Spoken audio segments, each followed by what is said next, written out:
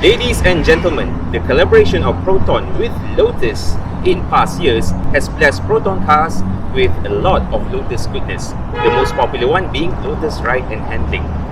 But of all the things that have come out of the Proton stable with Lotus in collaboration, the Proton Satria New R3 Lotus Racing sits at the top. Let's go!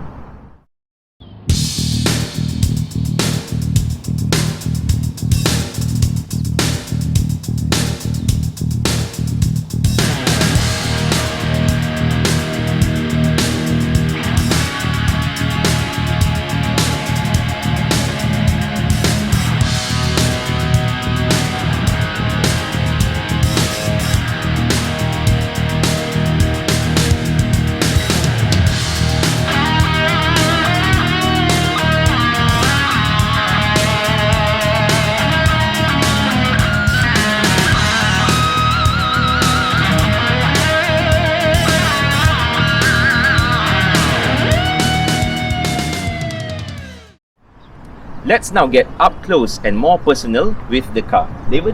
Okay, right. So, as I mentioned earlier tadi kan, yang ni adalah Lotus Racing Crane. Okay, yang this is carbon fiber hood. They call it FRP, Fiber Reinforced Plastic. Okay, samalah hood depan, fender kiri kanan dan juga bumper kat depan. FRP, Fiber Reinforced Plastic. I see. So this part is also FRP, Ya, betul. Oh ya. Betul. Memang light. Okay. Sedikit tentang brake kat depan ni. Yang ni adalah AP Racing 4-port slotted disc. Okay. Banyak yang tak tahu apa sebenarnya model AP Racing ni. Saya pun tak tahulah pada mulanya. Kita pun tak tahu. Kita anggap ini mungkin CP5200. Sebab saya dah approach R3, dah tanya dengan diorang pun tak tahu. Sebab it is not in their system sebenarnya, because it was a one-off order. Diorang order dalam 30, tak ada dalam sistem diorang. So kalau kita key in this AP Racing dalam sistem Proton ni, memang dia takkan muncul. So mereka tak tahu what model is that. So I managed to find out that this is actually CP5100 caliper. Ini caliper dia. So brake pad CP5200 dan CP5100 dia tak sama. Dan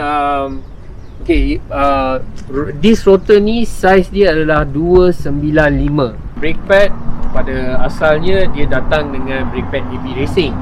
Tapi bila pemilik kereta ni, mereka dah dapat kereta ni pada asal dia, performance brake pad ni biasanya dia akan keluarkan bunyi yang kuat. Bila kita brake saja dia akan keluarkan bunyi yang kuat, macam besi berlaga dengan besi. So apa yang berlaku bila customer dah complain tentang AP Racing punya brake pad ni, Proton telah menukar dia pergi ke Mintex M1144 kalau tak silap saya lah. Okay. So dia dah tukar pergi ke Mintex dan bunyi dia dah mula jadi senyap lah bila dah tukar ke Mintex lah. Cuma bila kita pakai performance brake pad ni, dia akan makan rotor disc lah, sebab dia punya stopping power tu memang tinggi lah. Okay. So rim adalah rim 16 inci dari Advanti. Okay. Dengan hubcap. Hubcap R3 ni dia dari Advanti juga. Ada setengah 2 atau 3 kereta ni Lotus Racing ni dia datang dengan cap R3. Dia panggil cap SK1. Cap rim SK1. So dia datang dengan cap tu. Ada setengah ni Lotus Racing, saya rasa ada satu kereta dia datang dengan 8 lubang. Dia masih original juga. Macam-macam variasi ya? Ya, macam-macam variasi. So ini sedikit sebanyak. Rim adalah rim 16 inci dari Advanti. Tayar yang saya pakai sekarang ni adalah dari Bridgestone Potenza RE004. Asalnya dia datang dengan RE001. RE001 dah tak ada dah sekarang. Those days punya lah. Those days lah. Sekarang dia 004. Okay, lagi alright. So yang this racing strut ni sebenarnya painted, bukan stiker. Dan Okay. ini samalah dari depan sampai ke belakang. semua dicat. Yes, semua dicat. Okay, semua dicat. Dan ini adalah door pillar carbon fiber sticker. They call it magical sticker. Kalau dalam Proton punya sistem, this is called as magical sticker lah. Dia bukan macam 3M carbon fiber sticker. Dia sebenarnya sticker yang imported from Japan. Okay. This one, okay, imported from Japan, along with this one yang di bawah ni. Ini pun adalah sebenarnya diimport dari Japan. It's not locally produced lah. Itu pun adalah carbon fiber sticker. Ada dua layer. Dia ada clear coat layer dan juga carbon fiber di atas lah. Dia actually layer lah. So bila layer yang paling atas tu dia dah, bila kena panas sangat kan, dia akan keluar bubble. So then you know that it's something wrong with that carbon fiber ni lah. Stiker ini adalah sebenarnya stiker asal kereta ni. Cuma saya letak nama saya lah. Ini saya letak tahun 2016 kalau tak silap saya. So this sticker is memang original that came with this car lah. Okay. Alright. Fun fact, bila kita cerita tentang Satria Neo ni kebanyakan part-part Satria Neo ni sekarang sangat susah nak dapat. Okay, especially part original lah. Memang susah nak dapat lampu belakang. Dan yang ni paling susah nak dapat. Emblem CPS 1.6 dan juga emblem Satria Neo memang susah nak dapat sekarang. So memang emblem dan juga beberapa part untuk kereta Satria Neo ni memang susah nak dapat. So dia mungkin sebab it's limitedly produce. Dia tak sama macam Wira, Iswara yang sampai sekarang ni memang ada repro parts kan. Tapi untuk Satria Neo ni, kalau nak cari emblem yang quality dia hampir sama dengan yang asal ni, memang susah sikit lah. Okay. Dan apa lagi? Jalur bersambung lah dari depan ke belakang ke bawah, semua dicat. Begitu juga dengan logo ini. Betul. Lotus Racing. Yes. Dan bumper belakang FRP juga ya? Betul. Okey, dan saya nampak exhaust besar tu. Okey, exhaust ni adalah exhaust keluaran R3. Okey, keluaran R3 dia sebenarnya adalah stainless steel dan bukannya titanium. Bukannya titanium. Banyak bila tengok video-video tahun 2010, 2011 ni banyak yang cakap dia sebenarnya adalah titanium, tapi dia bukan titanium, dia stainless steel. Okay, stainless steel dari depan hingga belakang. Muffler dekat belakang ni adalah muffler R3. Okay. Dia design dia lebih kurang sama dengan yang kalau nak cari untuk sekarang ni, kalau nak cari muffler belakang ni, dia lebih kurang sama dengan muffler keluaran Matola. Okay, Matola keluaran dia lebih kurang sama lah. Sama bunyi dia pun, kalau bagi yang tak tahu pasal kereta ni, bunyi dia memang sama lah. Okay, dan pada saya bunyi Satria Neo yang dipadankan dengan exhaust R3 macam ni adalah antara bunyi 4 cylinder yang paling sedap saya pernah dengar. Nanti kita akan dengarkan. Okay, the size test. Satu penumbuk cukup. Besar lah ni untuk road use. Yang seterusnya kita boleh cerita sedikit tentang disc yang kat belakang ni. Okay. Disc belakang ni dia standard dengan disc rotor Satria Neo biasa dengan Neo Lotus Racing dan juga Neo R3 RS, dia sama saja, standard. Brake pad yang datang asal dengan kereta ni adalah brake pad Bosch. Tapi saya dah di sini saya dah tukar brake pad ni pakai Bosch. Tapi dia masih Bosch juga, tapi Bosch yang asal datang dengan kereta ni dia adalah Bosch dari Proton. Bosch keluarkan tapi packaging Proton lah. So dia nampak lain lah. Dia ada metal padding dekat bahagian atas lah, atas dia. Dia lain sikit dengan yang brake pad keluaran Bosch ni yang kita beli. Dia jauh lebih murah kalau kita beli Bosch yang tak ada packaging Proton. Dia sebenarnya ada 3 jenis brake pad untuk Satria Neo ni. Satu adalah keluaran Bosch, harga dia dalam 200 lebih. Yang keluaran yang kedua ni TRW. Dia kira macam grade yang kedua lah, murah sikit lah. Yang keluaran yang ketiga adalah keluaran mintai. Yang tu paling murah, dalam RM80 tu memang kalau kita pergi Proton Center tu memang boleh dapat dah brake pad yang ni. Tapi saya pakai brake pad Bosch lah, sebab cengkaman dia saya rasa dia lebih kuat banding dengan mintai dan juga TRW lah. Dan yang seterusnya tentang kereta ni, kita boleh cerita tentang interior sikit lah. Okey. Interior kereta ni saya dah pakai yang floor mat yang lain sikit. Okey, kalau kita tengok floor mat dia sebenarnya floor mat R3 yang ada stitching warna kuning. Okey. Floor mat yang untuk keluaran model-model lain tu dia stitching dia warna merah.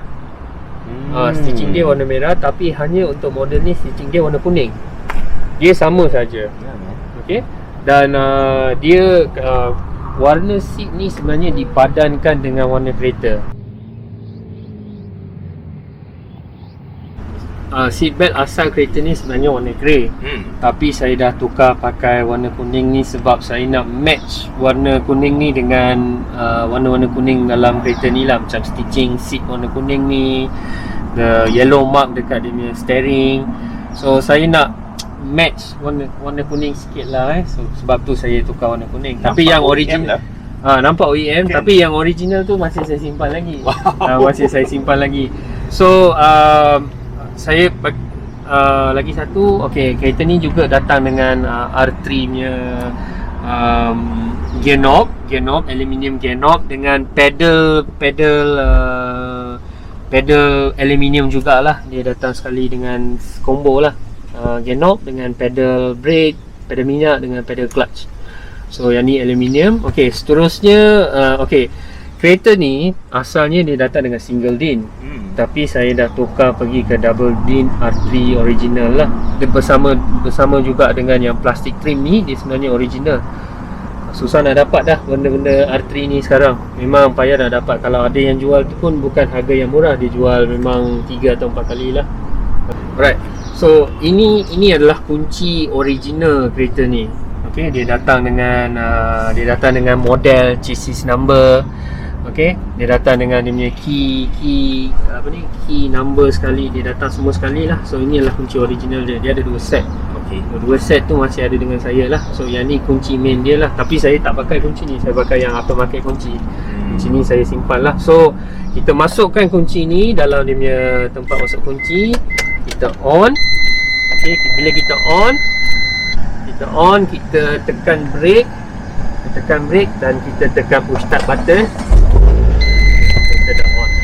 Saya nak kongsi sedikit lah sebenarnya ini adalah booklet asal yang dikeluarkan untuk kereta Satria Neo Lotus Racing. Okey, dalam ni dia ada beberapa halaman muka surat yang ada cara kita nak cara apa konten dalam buku ni. Okey, yang halaman pertama ni dia bagaimana kita nak start kereta ni. Okey, push start button, bagaimana kita kena tekan pedal brake, lepas tu tekan push start button. Okey, ini adalah tentang AP Racing 4-port slotted wrist. Okey, dengan brake pad, tapi dia tak ada tulis model ni. Itulah yang susah untuk pemilik-pemilik Neo Lotus Racing. Banyak yang tak tahu apa model AP Racing ni. Okey, yang kedua berkenaan tentang suspension on links lah. Bagaimana kita kena service suspension on links, bagaimana kita boleh adjust suspension depan dan suspension belakang. Okey, yang seterusnya adalah masih suspension juga. Bagaimana kita nak jaga suspension ni, bagaimana kita nak bersihkan. Okey, service interval ni sebenarnya setiap 30,000 ni kita dah kena servis absorber O-links ni. Dan bukannya kita kena tunggu sampai dia ada leaking. Okey, jangan tunggu please. Servis. Okey, yang seterusnya adalah bagaimana kita nak adjust caster dengan camber dia lah, depan dan belakang. Artis sebenarnya dia dah bagi tahu dah. Itu terperinci sampai setting sini pun ada. Dia dah bagi tahu dah sebenarnya berapa pressure tayar pun sebenarnya dah ada dah, berapa PSI depan dan belakang. Okey, dan tayar tu kalau bolehnya saya sebenarnya minat Bridgestone Potenza ni. Dia memang sedap bawa. Corner memang kita boleh push tekar lah. Okey. Alright, so yang tu adalah ini care for special part ni, bagaimana kita nak jaga part-part carbon fiber dengan aluminium part dalam kereta lah. Ionize aluminium parts dengan clear coat carbon fiber parts lah. Okay. Alright, dan ni adalah part number R3. Part number R3 dengan untuk top mount, spring, wheel, tire dengan anti-roll bar lah. Okay. Alright, so itu adalah R3 punya booklet. Lotus Racing booklet. Okey, yang seterusnya adalah booklet Blaupang Double Din. Okey, ini adalah bag R3. Okey, bag R3 dia bag dari R3 ni adalah receipt, warranty part. Okey, yang ni rust proofing. Kereta ni dah ada rust proofing dari Mastercard. Saya rasa semua kereta Proton keluaran tahun 2010-11 tu memang dah ada rust proofing dia lah Okey, yang ni okey, yang lagi satu adalah captor. Okey, captor ni adalah sistem tracking. Captor ni dulu ada tapi sekarang dah tak ada dah captor. Saya rasa tak sampai tahun 2020 atau sampai tahun 2019 captor masih ada. So kita guna captor ni, dia boleh detect mana kereta kita berada lah. Dia vehicle tracking system lah. You should know how the tracking system works, right? Okay, right. So this ni adalah sedikit sebanyak. Then also ada booklet Olins. Booklet Olins ni dia cerita sedikit sebanyak tentang how many clicks, then the functionality, the spring preload, camber, height adjustment, inspection and maintenance. So dia sedikit sebanyak cerita tentang Olins lah. These are some of the booklets yang datang sekali dengan kereta ni, which is susah nak dapat benda ni sekarang. I think some of the owners ni pun, I don't know whether they keep this booklet or not lah, but I try to keep it inside the car lah So service booklet, this is a single din Blaupang owner's manual, Satria Neo owner's manual. So semua datang sekali lah yang ni. So I try to keep everything as it is inside the car lah. Okay, and I especially love this one where it says R3 about our products. There's a congratulatory note over here. By choosing R3, you have chosen the best. And the stage kit, which shows you actually what the stage 1, 2 and 3 is. So tak adalah macam self-definition of stage 1, 2 and 3 kan. Tukar air filter dah stage 3 macam no. Okay, this is what you should refer to. Okay, I'm a nerd for documentation actually. So when I see all this together, it actually completes the car much further, because a car is a car. You know, it's a piece of metal, and this actually completes and gives it life. You know lah, we car guys we give names to our cars and all that. Macam benda tu benda hidup. So this is the sort of the life history of the car itself. Susah nak dapat. So I'm very glad that they even kept it. Ni baru betul.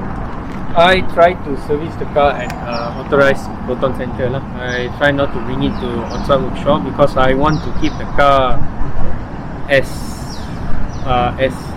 original as possible lah. We use Proton's recommended lubrication, engine oil, brake fluid, gear oil.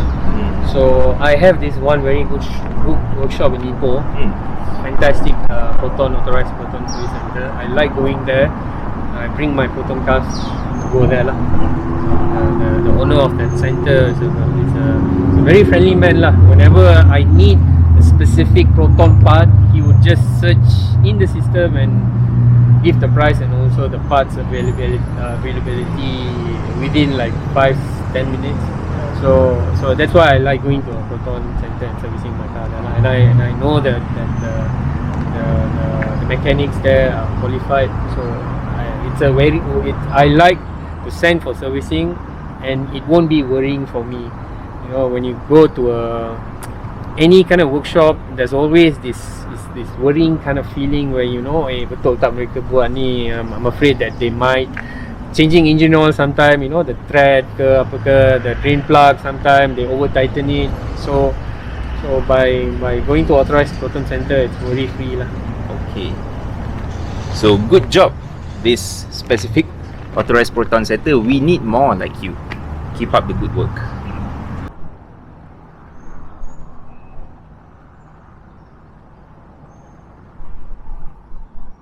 Everything aside from the performance part, dia sama juga dengan Satria Neo yang lain. Radiator, air intake, battery, fuse box, semua sama saja. Cuma yang membezakan dia dengan Satria Neo lain adalah yang suspension Olins ni lah. Suspension Olins, carbon fiber airbox. Okay, dalam dia ada filter K&N, serviceable filter K&N lah. Okay, seterusnya cam pulley 2 biji ni dia by R3 lah, dan dia bukan sama dengan standard. It's made by R3 lah, so they have tuned it in a certain way. Okay, seterusnya bawah dia water pump pulley tu pun dia lightweight, tuned by R3.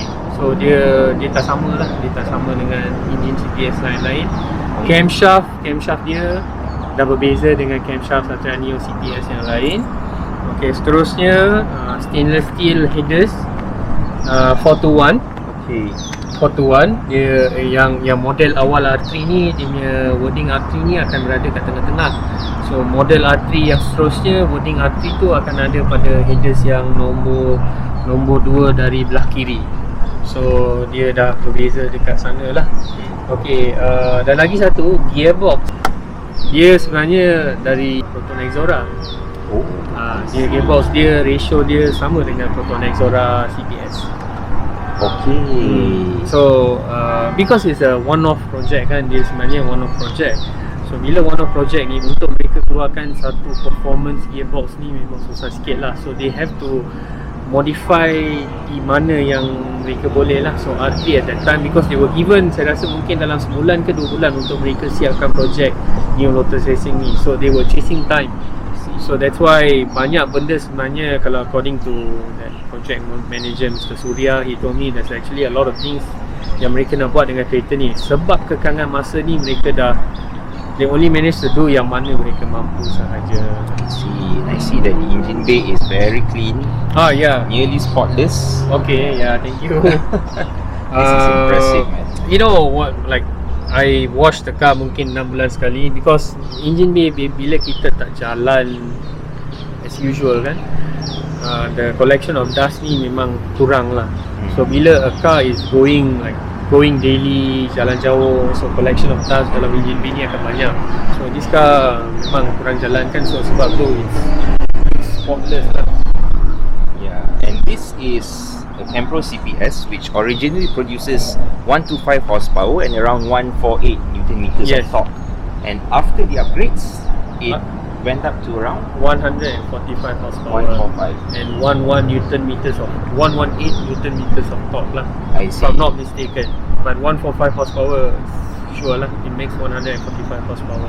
Okay, and it's just nice to propel this car, because this car has been lightened in a few different parts of it, as Devon had explained earlier. The FRP parts, the carbon fiber hood, so it adds an element of weight reduction. So 145 horsepower is definitely fun enough for this car. Yes, fun enough for this car. And because of this fiber reinforced plastic ni guna dalam kereta ni, it made 60 kilo. It is 60 kilograms lighter than compared to a normal Satria Neo CPS.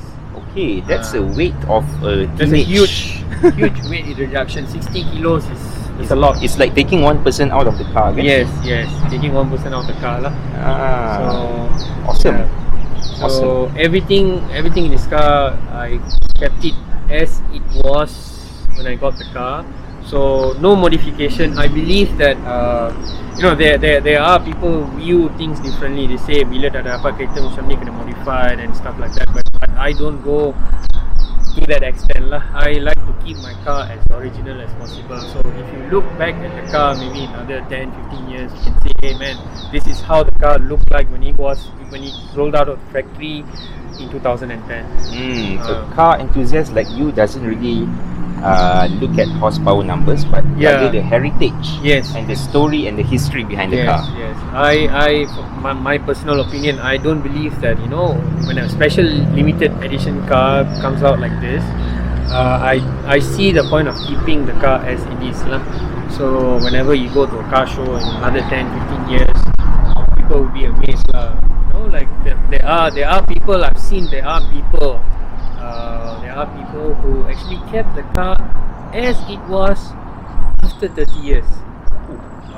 There are older cars like cars from the 80s and 90s.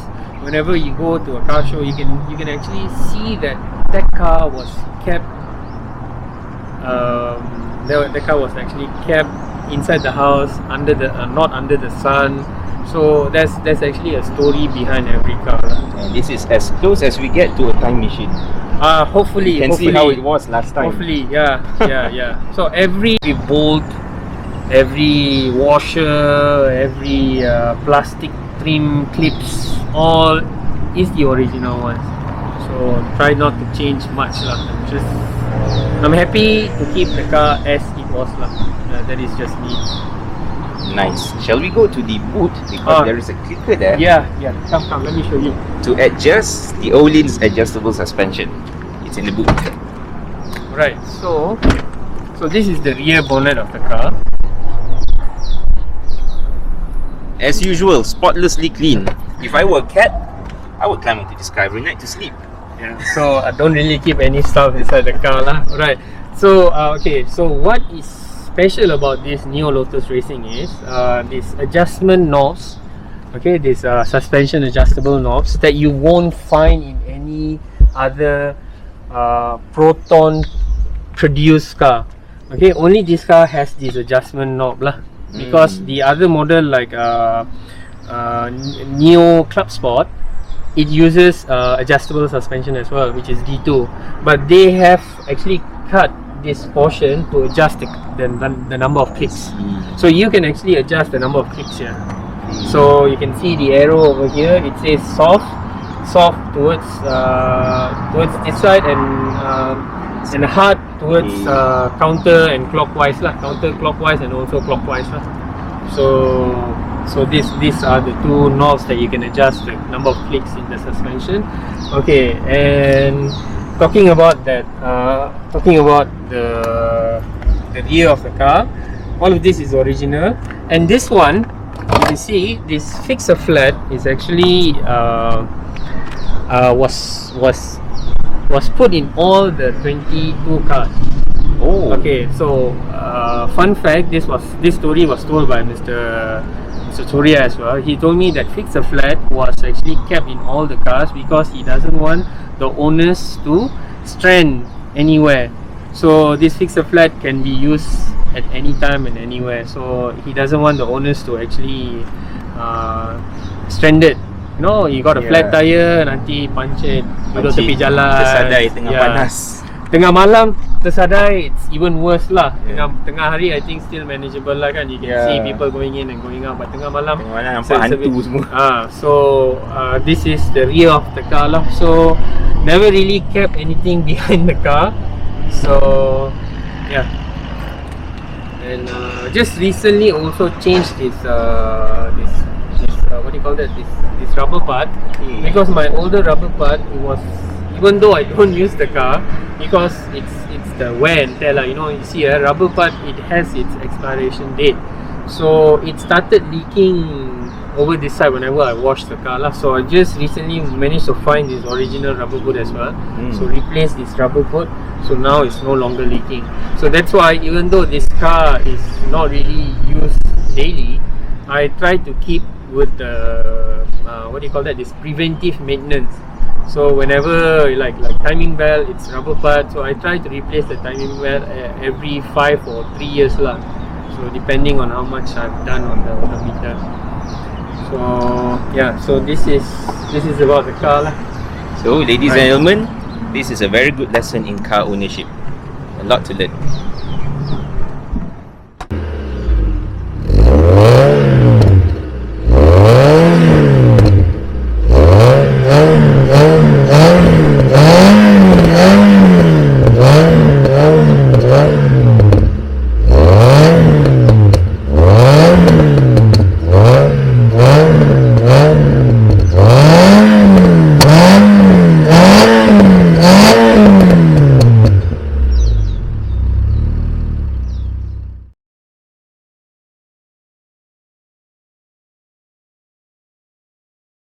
Ladies and gentlemen, it was so fun looking at this car that we didn't realize that 3 hours had passed since we started looking at it. Part 1, as you have seen here, has taken you up close and personal with the car. Part 2, which I will be linking above, takes you on the story of Davon's search for this particular unit and a few other stories he has to tell. We'll be seeing you in Part 2.